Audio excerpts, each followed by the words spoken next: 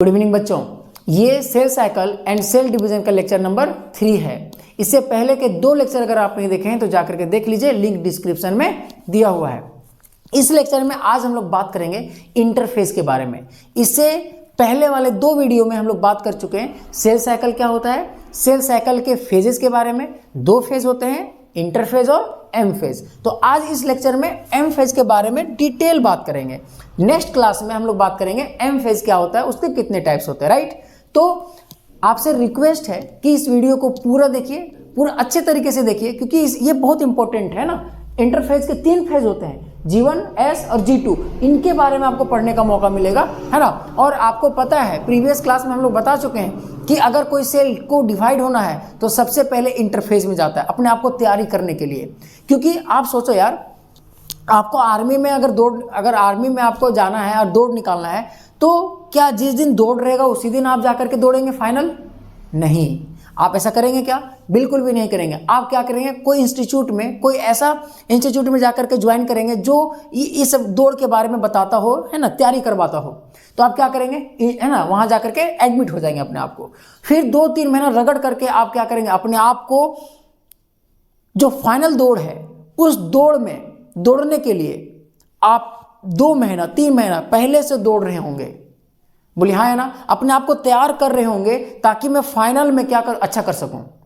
उसी प्रकार से अगर कोई सेल को डिवाइड होना है तो सबसे पहले वो क्या करेगा, सबसे पहले अपने आप को तैयारी करेगा, है ना, कि हमको सेल डिवाइड तो होना है, तो उससे पहले प्रिपरेशन तो चाहिए ना। जब तक वो अपने आप को तैयार नहीं हो पाएगा, जब तक वो एलिजिबल नहीं है डिवाइड होने के लिए, तब तक कैसे वो डिवाइड हो पाएगा। इसलिए सबसे पहले सेल कहाँ जाता है, इंटरफेज में, ताकि अपने आप को वो क्या कर सके, मैच्योर कर सके, अपने आप को वो डिवाइड होने के लायक बना सके।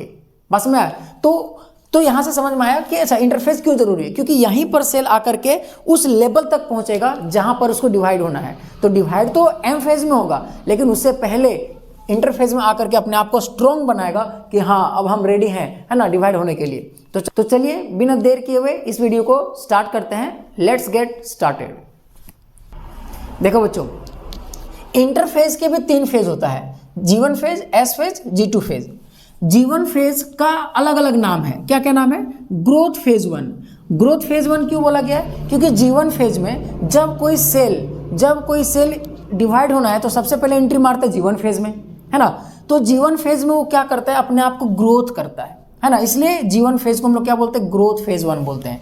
फिर इसका दूसरा नाम है गैप फेज 1, गैप फेज 1। तीसरा नाम है पोस्ट माइटोटिक गैप फेज 1। अच्छा, ये गैप फेज 1 क्या है? देखिए, अब जब सेल यहाँ पर आया तो यहाँ पर हम लोग आगे पढ़ेंगे, इसके बारे में है अभी, है ना। यहाँ पर जो डीएनए बनता है, यहाँ पर डीएनए सिंथेसिस होता है, उसके बाद यहाँ भी गैप लेता है और यहाँ पर फिर डिवीजन होता है। तो देखिए, यहाँ डिवीजन, यहाँ पर डीएनए का बनना, राइट। इन दोनों के बीच में गैप है, 2 गैप है ना। तो ये G1 गैप, ये G2 गैप। तो इसलिए उसको G1 को हम लोग गैप फेज 1 बोलते हैं। अच्छा, ये पोस्ट क्या बात है? अब आप लोग देखो, प्री एक होता है पोस्ट। प्री मतलब होता है पहले, पोस्ट मतलब होता है बाद। माइटोटिक गैप फेज 1, देखो ये एम फेज है ना, इसको माइटोटिक फेज भी बोलते हैं, है ना। तो माइटोटिक फेज के बाद ना G1 है, तो पोस्ट मतलब बाद, वही लिखा हुआ है, पोस्ट माइटोटिक गैप फेज 1, है ना। उम्मीद करते हैं समझ में आ गया होगा। चलिए आगे देखो, जब कोई सेल G1 फेज में आता है तो ग्रोथ करता है, राइट, ग्रोथ करता है। अच्छा, सेल तो ग्रोथ होगा ही होगा, क्योंकि सेल ही तो आया। कोई सेल अगर इसमें एंट्री मारेगा तो इस सेल का यहाँ पर G1 में क्या होगा, ग्रोथ होगा, इसीलिए तो इसको ग्रोथ फेज भी बोला जाता है। अब यहाँ पर सेल का ग्रोथ होगा। अब जब सेल ग्रोथ होगा तो उसका साइज में भी तो इंक्रीजमेंट होगा। तो इंक्रीज सेल साइज, सेल का जो साइज है यहाँ पर क्या होने लगता है, इंक्रीज होने लगता है, क्योंकि जैसे यहाँ पर आता है तो G1 से ही स्टार्ट हो जाता है उसका ग्रोथ में, और जैसे सेल ग्रोथ करेगा उसका साइज भी इंक्रीज कर जाएगा। अच्छा ठीक है सर, अब साइज इंक्रीज कर रहा है सेल का, तो उसका न्यूक्लियस देखिए, यहाँ पर ध्यान से देखिए, न्यूक्लियस ग्रोथ। हमारा G1 फेज क्वेश्चन पूछा गया, बहुत बार क्वेश्चन पूछा गया कि न्यूक्लियस का ग्रोथ कहाँ स्टार्ट होता है, कहाँ पर होता है? तो G1 में स्टार्ट हो जाता है, G1 में न्यूक्लियस का ग्रोथ हो जाता है। लेकिन बच्चों ध्यान रखना, न्यूक्लियस का ग्रोथ होता है ना कि डीएनए का।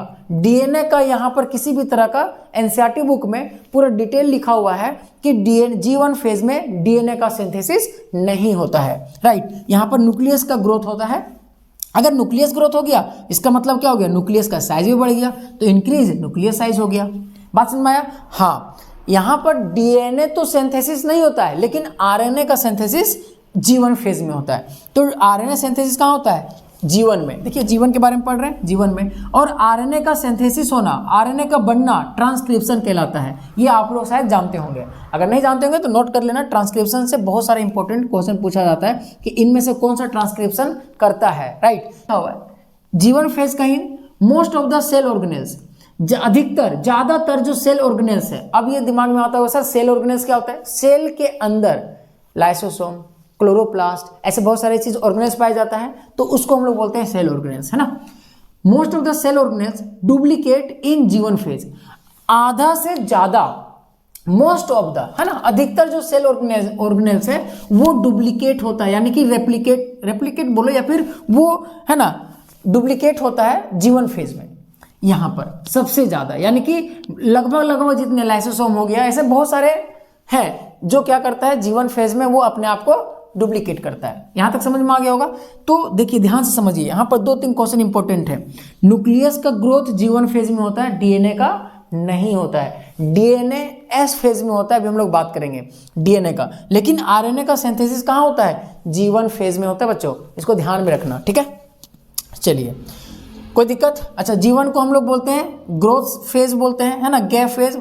ये इंपॉर्टेंट है, इसको ध्यान में रखेंगे। ये पोस्ट माइटोटिक गैप फेज 1 किसे कहा जाता है? तो बच्चों ध्यान में रखना है जीवन फेज। कोई दिक्कत? कोई दिक्कत नहीं है। आरएनए का सिंथेसिस बहुत यहाँ पर घुमाता है, डीएनए का सिंथेसिस यहाँ, आरएनए का सिंथेसिस यहाँ, ध्यान में रखेंगे, है ना। तो आरएनए का सिंथेसिस क्या कहलाता है? ट्रांसक्रिप्शन कहलाता है।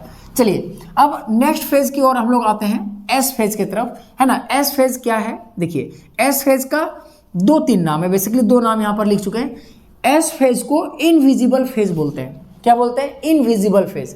इसके बारे में भी चर्चा करेंगे, है ना। इंपॉर्टेंट है, नीट का क्वेश्चन को पूछा गया है ना। अगर कोई नीट का तैयारी कर रहे हैं तो ये नीट के लिए भी है, बाकी बोर्ड एग्जाम के लिए भी ये इंपॉर्टेंट है। नीट में क्वेश्चन पूछा गया है ना। देखिए एस फेज को इनविजिबल फेज कहा जाता है या फिर सिंथेटिक फेज कहा जाता है। सिंथेटिक फेज क्यों कहा जाता है? क्योंकि एस फेज में ही डीएनए का सिंथेसिस होता है। देखिए DNA synthesis take place, DNA का सिंथेसिस कहाँ होता है? एस फेज में। बट आरएनए का कहाँ होता है? जीवन फेज में, राइट। अब सवाल उठता है कि सर इनविजिबल फेज क्यों कहा गया है ना। इनविजिबल फेज क्यों कहा गया? देखो बच्चों, ये हमारा सेल है ना, डिप्लॉयड्स, है ना, डिप्लॉयड सेल ले लिए हैं। नेक्स्ट लेक्चर में इसके बारे में हम लोग बात करेंगे। हो सकता है कि ये अभी नहीं समझ में आए तो कोई बात नहीं, नेक्स्ट लेक्चर में एक सेपरेट वीडियो लेकर के आएंगे कि डिप्लॉयड, है ना, हैप्लॉयड क्या होता है, मोनाड क्या होता है, डायॉड का क्या होता है, इनके बारे में हम लोग नेक्स्ट लेक्चर में लेकर के आएंगे, है ना। तो तब तक लिए थोड़ा बहुत आप ओवरव्यू समझ सकते हैं।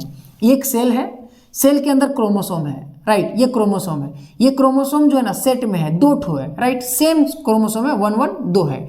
तो एक क्रोमोसोम रहेगा उसके लिए n से डिनोट करते हैं, 2 है तो 2n हो गया, तो ये कंटेंट हो गया, राइट। ओके, ये सेल जो है ना ये डिवाइड होने के लिए गया नहीं है, अभी तो एंट्री मारा है। बस में अभी क्या हुआ है? एंट्री मारा है जीवन फेज में, आ गया। ओके सर, अब क्या करना है? अब देखिए ध्यान से, अब जैसे ही वो यहाँ देखिए एस फेज में जैसे एंट्री मारेगा, ये तो इसमें आ गया जीवन में, तो धीरे धीरे ग्रोथ होगा। ग्रोथ होने के बाद यहाँ से ये सेल जब ये एंट्री मार दिया किसमें? एस फेज में। किसमें मार दिया बाबू? एस फेज में। तो एस फेज में क्या होता है? डीएनए का सिंथेसिस होता है। तो ये डीएनए क्या है? क्रोमोसोम के रूप में, है ना। तो इसका सिंथेसिस हुआ, ये भी 1 है, ये भी क्या है? 1 है। अब धीरे धीरे ये खिंचा रहा है, यानी कि ये एक क्रोमोसोम जो है वो, है ना, क्या हो रहा है? धीरे धीरे फैल, मतलब यहाँ से 2 निकल रहा है वही, है ना, है वही, एक ही क्रोमोसोम है, उससे क्या हो रहा है? डुप्लीकेट हो रहा है, टूट के ये क्रोमोसोम, है ना, रेप्लिकेट कर रहा है। देखिए यहाँ से ये बना, है ना, रेप्लिकेटेड। ये क्या है? ये दोनों जो है रेप्लिकेटेड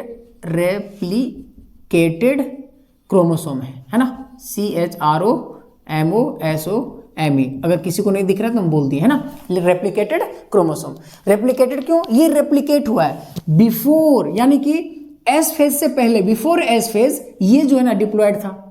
एफ फेज के बाद भी डिप्लॉयड रहेगा बच्चों, है ना, डिप्लॉयड ही रहेगा। डिप्लॉयड से वो ऐसा नहीं है कि डिप्लॉयड है तो वहां जाकर हैप्लॉयड हो जाएगा, नहीं, डिप्लॉयड है ना। तो यहां भी डिप्लॉयड, वहां भी डिप्लॉयड। अब यहां ध्यान से समझिए, यहां पर कितना था नंबर ऑफ क्रोमोसोम? 2, है ना, 2 सेट था ना, 2n लिख दिए। यहां पर भी 2 ही सेट है।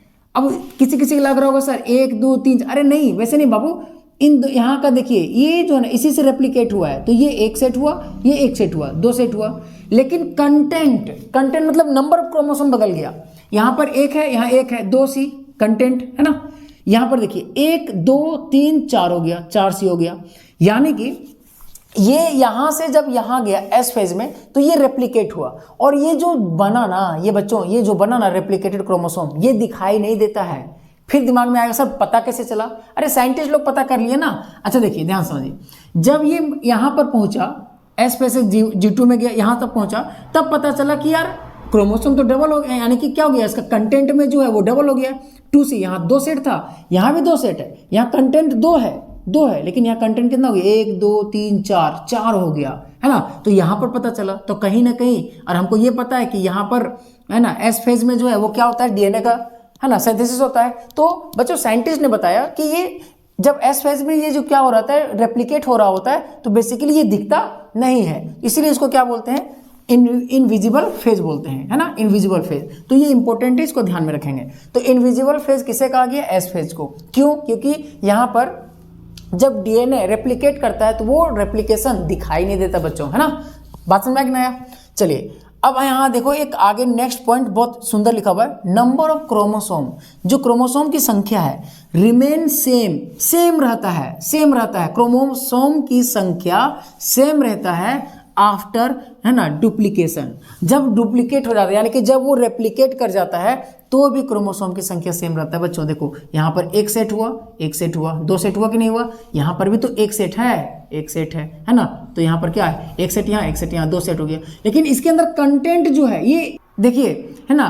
तो यहाँ पर ये एक ही सेट है, ये रेप्लिकेटेड है ना। तो यहाँ पर कितना हो गया, 2n। लेकिन अगर हम देखें, डंडी देखें, तो 1 2 3 4, कंटेंट तो 4 हो गया ना, तो 4 हो गया। तो वही चीज लिखा हुआ है, number of chromosome remain same after duplication but the content get double. Content क्या हो जाता है, डबल हो जाता है। कंटेंट का मतलब क्या होता है, ध्यान समझो, 1 से, है ना, 1 यहाँ था तो इसमें क्या हो गया, 2 आ गया, इसमें क्या है, 2 आ गया, लेकिन क्रोमोसोम एक ही है, 2 है ना। चलिए समझ में आ गया होगा। ओके, अब यहाँ पर जैसे कि मान लिया जाए, हम लोग को पता है ना बच्चों कि डीएनए का जो लेंथ होता है वो 2.2 यानी कि अप्रोक्स 6 पॉइंट कुछ समथिंग, है ना, फिट होता है, 2.2 मीटर होता है, राइट।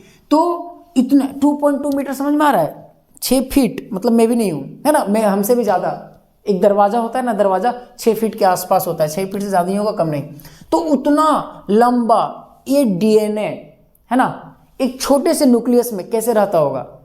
तो आप लोग पढ़े होंगे सेल में कि डीएनए को पैकेजिंग करने का काम किसका है, हिस्टोन प्रोटीन का। तो हिस्टोन प्रोटीन कहाँ बनेगा बच्चों, एस फेज में बनेगा, है ना। देखो हिस्टोन प्रोटीन सिंथेसिस, यहाँ पर जो है हिस्टोन प्रोटीन बनता है, राइट। और यही हिस्टोन प्रोटीन क्या करता है, इस डीएनए को कंडेंस कर देता है, मतलब उसको छोटे से न्यूक्लियस में उसको समेट के रखता है। अब देखिए ध्यान से आगे क्या लिखा हुआ है, सेंट्रियोल्स डुप्लीकेट्स इन साइटोप्लाज्म। आपको पता है ये है सेल, ये है न्यूक्लियस, है ना। जब ये जीवन में गया, ओके सर कोई बात नहीं। एस फेज में गया, हाँ सर, एस फेज में तो हमारा डीएनए का सिंथेसिस हुआ। और किसका सिंथेसिस हुआ सर, हिस्टोन प्रोटीन का। और किसका हुआ, सेंट्रियोल्स का, है ना। सेंट्रोसोम के बारे में आप लोग पढ़े होंगे, विदाउट मेम्ब्रेन, है ना, मेम्ब्रेन नहीं होता इसमें। तो सेंट्रियोल का डुप्लीकेट्स होता है यहाँ पर, कहाँ पर, एस फेज में, लेकिन वो सेल के न्यूक्लियस में नहीं, साइटोप्लाज्म में होता है ना, यहाँ पर साइटोप्लाज्म में, ठीक है। देखो सेंट्रियोल्स डुप्लीकेट्स इन साइटोप्लाज्म, है ना, साइटोप्लाज्म, ये इंपॉर्टेंट है, ध्यान में रखना। न्यूक्लियस अरे डीएनए हमारा न्यूक्लियस में होता है, साइटोप्लाज्म में नहीं होता है। डीएनए हमारा कहाँ है, न्यूक्लियस में। तो एस फेज में दोनों होता है, ध्यान समझो। एस फेज में डीएनए का भी सिंथेसिस होता है और हिस्टोन का भी होता है और सेंट्रियोल का भी बनता है, लेकिन ये सेंट्रियोल एस फेज में ही बनता है, बट सेल का कौन सा पार्ट में, साइटोप्लाज्म में, है ना। चलिए डीएनए ग्रोथ होता है, है ना। मतलब डीएनए ग्रोथ जो है ना वो डिसकंटिन्यूअस प्रोसेस है। मतलब डीएनए का ग्रोथ यहाँ पर जो है यहीं पर सिर्फ होगा, बाकी कहीं भी डीएनए, है ना, और ग्रोथ नहीं होगा। जो भी होगा यहीं पर होगा। आप लोग पढ़े ना, साइटोप्लाज्म जो है बेसिकली अगर हम लोग देखें तो वो धीरे ग्रोथ होते रहता है, लेकिन डीएनए का जो ग्रोथ होता है वो डिसकंटिन्यूअस होता है, ये कंटिन्यूअस नहीं होता है। यानी कि लगातार सोच रहे हैं कि यहाँ भी होगा, नहीं, यहाँ जो हुआ सो हुआ, उसके बाद कहीं भी डीएनए का ग्रोथ नहीं होता है, इसलिए आपको यहाँ पर लिखा हुआ है डीएनए ग्रोथ, है ना, क्या होता है, डिसकंटिन्यूअस प्रोसेस होता है। आई होप समझ में आ गया होगा। अगर आपको नहीं भी समझ में आ रहा है तो एक बार आप रिकैप कर लेंगे, क्योंकि हम बहुत सारी चीज़ों को दोबारा करके मैंने बताने की कोशिश किया है ना। बच्चों को रहता है सर एक बार बोल देते हैं तो फिर हमको रिकैप करके देखना पड़ता है, मज़ा नहीं आता है, तो एक बार हम, है ना, फिर से बता दिए। चलिए अब आगे आते हैं G2 फेज में। हम लोग पढ़ लिए G1 phase, S phase, G2 phase. अब हम लोग का बारी आ गया, है ना, सॉरी G2 फेज का बारी, है ना। चलिए G2 फेज का जो है देखें, अगर अलग अलग नाम देखें दोस्त, है ना, बहुत सारे नाम है इसका। गैप फेज 2 नाम है, ग्रोथ फेज 2 नाम है। गैप फेज तो बता दिए, है ना, क्योंकि इसके बीच में गैप है तो गैप फेज 2। अच्छा, ग्रोथ फेज क्यों, यहाँ ग्रोथ होता है, यहाँ डीएनए का सिंथेसिस होता है, फिर आकर के यहाँ पर ग्रोथ होता है, राइट। तो देखो दोस्त ध्यान से समझना, इस G1, S, G2 ये क्या है, इंटरफेज है, और इंटरफेज में यहाँ पर सेल अपने आप को डिवाइड करने के लिए कितना ज़्यादा मेहनत कर रहा है ना। जैसे कि आप एग्जाम से पहले करते हैं, 3-4 महीना पर रगड़ के पढ़ते हैं, दिन रात कुछ सब एक कर देते हैं, है कि नहीं। चलिए तो ग्रोथ फेज 2 आ गया, तो ग्रोथ फेज 2 G फेज, है ना, G2 फेज को बोलते हैं। ओके, यहाँ पर ये दोनों नाम इंपॉर्टेंट है, स्टार मार रहे हैं, इसको ध्यान से रखना है, एग्जाम में पूछा गया है, VBI है। क्यों, देखो इसको G2 फेज को प्री माइटोटिक गैप फेज 2 बोलते हैं, है ना, गैप फेज बोलते हैं। प्री माइटोटिक क्या होता है, प्री मतलब पहले, पोस्ट मतलब बाद। अब देखो ध्यान से, प्री पहले, ये जो G2 है वो M फेज से पहले कि नहीं है, इसीलिए तो लिखा हुआ pre mitotic gap phase, right. अच्छा, अगर हम बात करें पोस्ट सिंथेटिक फेज, अब यहाँ देखो सिंथेटिक फेज कहाँ है ना, यहाँ पर है, इसके बाद ना G2 आया है, हाँ सर। तो ये G2 जो है इसको बोल सकते हैं पोस्ट मतलब बाद, सिंथेटिक फेज के बाद, हाँ सर बोल सकते हैं, तो पोस्ट सिंथेटिक फेज। यहाँ तक कोई दिक्कत, क्लियर हो।